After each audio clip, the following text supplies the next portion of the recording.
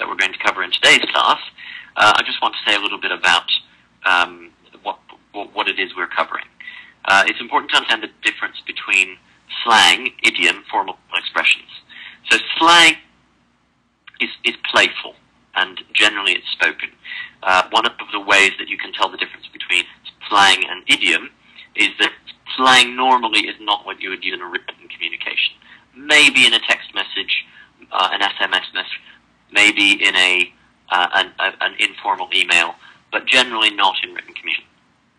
Slang also uses an element of wordplay, and of course is commonly understood by native speakers. Idiom, on the other hand, have that connotation of spoken language only. It doesn't thoroughly involve an element of wordplay. It's just an element of the language which you can't decipher purely by studying each individual word, idiom. So I hope you can see the difference between where it's definitely casual, almost certainly wouldn't use it in written expression, and it involves wordplay, and idiom, where you may well use it in writing, and it isn't necessarily informal. It's just that it's a peculiarity of the particular language. And of course, we need to think about formal expressions. Formal expressions are typically if they're not in common use, typically that are in origin, and usually for writing and for formal settings. We won't really be covering formal expressions in today's class. Next week and next Sunday and the Sunday after, we will come on to formal expressions. This week it's mostly going to be slang and idiom. Now, if you have any comments on what we've covered or any questions, just go ahead and use the chat facility or the Q&A facility, and we'll take it from there. As we go through the expressions we're going to cover today of connotation.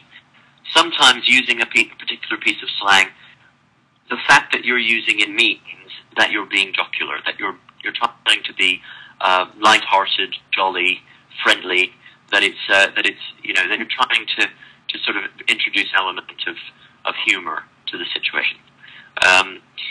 Sometimes slang expressions carry within them the idea that there's a compliment involved. That if you say it, it means that you're being complimentary about.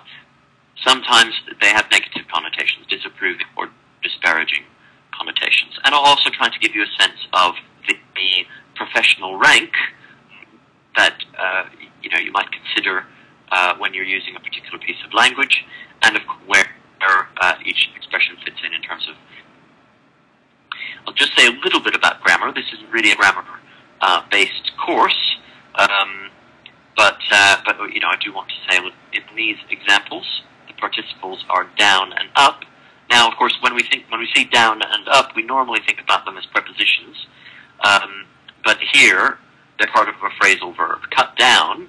Well, down is performing the function of an adverb to say, well, how are we cutting? It's modifying the verb cut. We're cutting. How are we cutting? We're cutting down. We're standing. How are we standing? We're standing up. Where each expression fits in terms of. Okay, so now we're getting to the meat of what we're going to be covering today, starting with general business descriptions, and then looking at corporate hierarchy and performance review. Those are the areas we'll be